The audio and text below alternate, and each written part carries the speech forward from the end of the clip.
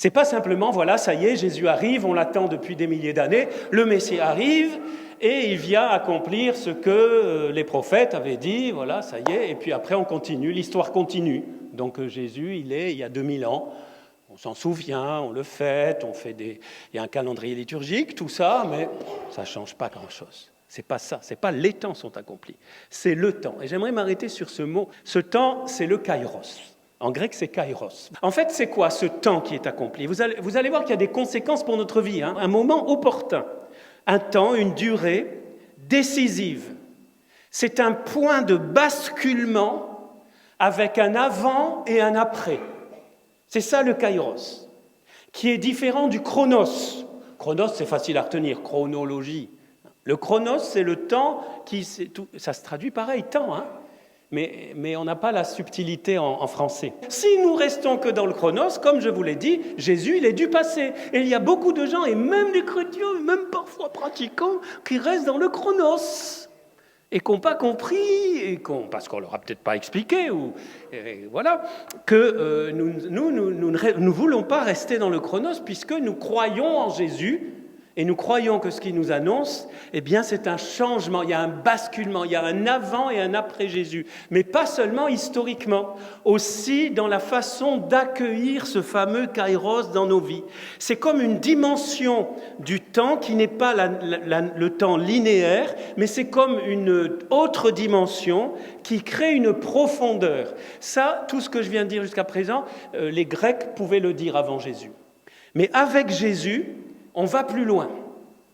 Le kairos, que les Grecs connaissaient bien, prend une importance encore plus décisive. Car celui qui le dit, c'est celui qui le fait, c'est Yeshua, il est le Sauveur. Et donc vraiment avec lui, parce que Dieu est venu habiter le temps, et regardez comme Noël et Pâques sont indissociables, parce que Dieu est venu dans le temps, parce que ce temps est accompli, le kairos est accompli. Ce n'est pas qu'un kairos provisoire ou un kairos ponctuel. C'est un kairos qui est toujours là à portée de main.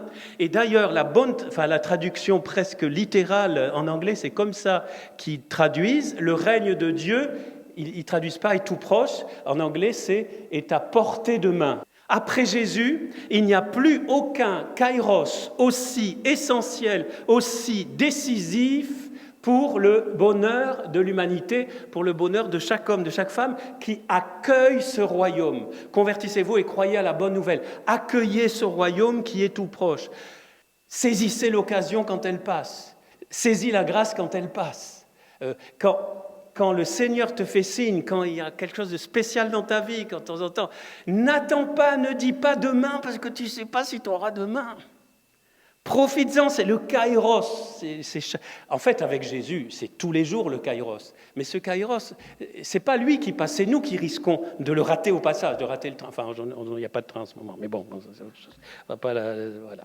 Donc, parce que ce kairos et ce temps accompli, cette grâce de Dieu, cette visitation, ce salut, il ne s'impose pas. Et là est probablement tout le problème. Particulièrement dans nos sociétés hyper technologiques, hyper rationalistes,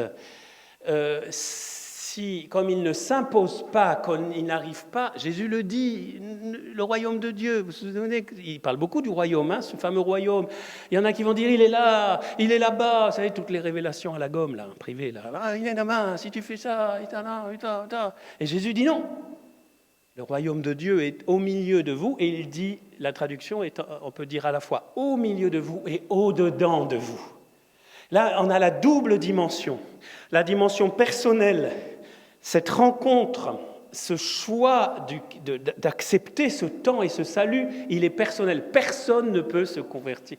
Je suis désolé, hein, ce n'est pas une bonne nouvelle que je vous donne, si vous ne le saviez pas, mais personne ne peut se convertir à ta place. Tu pensais que ton mari peut se convertir à ta place ? Non. Ni ta femme, ni ton père, ni ta mère, ni le père, ni le pape, ni... Personne ne peut se convertir à notre place. C'est vraiment une décision personnelle d'accueillir ce temps, cet accomplissement du temps dans ma vie. Et en même temps, Jésus dit, le royaume de Dieu est au milieu de vous. C'est-à-dire qu'on peut quand même céder. Personnel, ça ne veut pas dire individualiste. Personne, ce n'est pas l'individu. Vous Vous voyez, on fait un peu de philosophie ce matin, désolé, mais c'est tout simple à comprendre. C'est au milieu de nous, ça veut dire que le Seigneur a rassemblé l'Église, pour ça qu'on est là ce matin, parce qu'en priant ensemble, en louant ensemble, en accueillant la parole, en accueillant le corps et le sang de Jésus, en laissant l'Esprit Saint nous visiter et tomber sur notre assemblée, eh bien nous sommes fortifiés, nous nous fortifions les uns les autres, nous nous stimulons dans la foi. Nous nous stimulons dans la confiance. Dieu Tout-Puissant, toi qui nous invites chaque année à vivre le carême en vérité, donne-nous de progresser dans l'intelligence du mystère du Christ. C'est ce qu'on est en train de faire. On peut aussi. L'intelligence, c'est là, mais c'est aussi du cœur. L'intelligence du mystère du Christ. Et d'en rechercher la réalisation par une vie qui lui corresponde. Amen ou pas amen?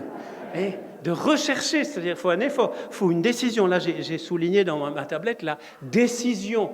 Si je ne décide pas d'accueillir cet accomplissement du temps, eh bien, rien ne se passe. Encore une fois, ce royaume ne s'impose pas. Par contre, il suppose une confiance. Tout se tient. Ce résumé, vraiment, est extraordinaire de la prédication de Jésus. Il y a tout dans ces deux phrases. Convertissez-vous et croyez à l'Évangile. Parce que ça, on en parlera une autre fois de la foi. Parce que cette foi, cette confiance est absolument essentielle. C'est grâce au Saint-Esprit que nous pouvons non seulement combattre, que nous pouvons rester dans la paix quoi qu'il arrive, que rien ne peut nous séparer de l'amour de Dieu manifesté en Jésus. C'est le même Saint-Esprit qui nous donne la force et le courage et l'intelligence tous les jours de témoigner de lui, de ne pas garder ce trésor pour nous, car là aussi est vraiment un secret de victoire. La victoire missionnaire, la victoire du témoignage, c'est la victoire des martyrs. Ils sont victorieux, Jésus est victorieux en eux, parce qu'ils témoignent. Parce que plus nous restons renfermés sur nous-mêmes avec notre petit chronos là, et plus nous risquons de nous faire avoir et d'être tristes et de déprimer. Par contre, quand nous nous ouvrons au Saint-Esprit et que nous témoignons dans notre vie quotidienne, comme vous le faites, parce que le royaume de Dieu n'est pas comme le compte en banque. Le royaume de Dieu, ce n'est pas une affaire privée. Voilà, votre compte en banque, vous n'êtes pas obligé de le publier sur Internet. Par contre, le royaume de Dieu, oui, le royaume de Dieu, on y va, on le proclame, on en témoigne par une vie qui corresponde, implicitement, explicitement, comme on peut, pauvrement. Parfois, on a honte, on demande pardon et on se relève et on continue. Adopter les mœurs du royaume de Dieu qui est à portée de main, accueillir ce kairos, ça ne veut pas dire être en opposition systématique et bête avec ce que le monde nous propose. Il y a de temps en temps, parce que c'est ce que le Concile appelle les semences du Verbe, il y a de temps en temps dans ce monde des belles choses, grâce à Dieu. On n'est pas en enfer, même si parfois il y a des zones qui sont des véritables enfers. Donc parfois ça correspond, mais souvent ça ne correspond pas. Et c'est là qu'il y a le combat. Pas forcément Satan directement, mais il y a le combat. Et là l'Esprit Saint nous quitte chaque jour. Et ça transforme nos vies. Et la bonne nouvelle pour ceux comme moi qui ont bientôt ou déjà les réductions au cinéma, eh bien la bonne nouvelle, c'est que ça ne vieillit pas. Le royaume de Dieu ne vieillit pas. Notre corps vieillit, mais notre cœur se renouvelle. Amen. Je vois tous les cheveux blancs sourire. Vous avez raison. C'est génial, parce que la vieillesse avec Jésus, c'est quelque chose de fantastique. Avec le moins d'arthrose possible, si possible, Jésus, de maladie. Mais bon, même ça, on te l'offre. Comme disait ma grand-mère, mon Dieu, je vous l'offre. Je sais que c'est pas facile, je ne vais pas vous faire des leçons. Il y a parfois, c'est un peu trop. Puis quand c'est trop, vous dites khalas, qu'on dit au Liban. Ça suffit, Seigneur. Yallah, ça suffit. Je sais que c'est pas toi qui m'envoie ça, c'est pas toi qui m'envoie ça. Mais la coupe est pleine. Même Jésus l'a dit. Père, si tu le peux, que cette coupe s'éloigne de moi. Donc si Jésus l'a dit pour nous, voilà. Mais ça, nous en parlerons une autre fois. Au nom du Père et du Fils et du Saint-Esprit.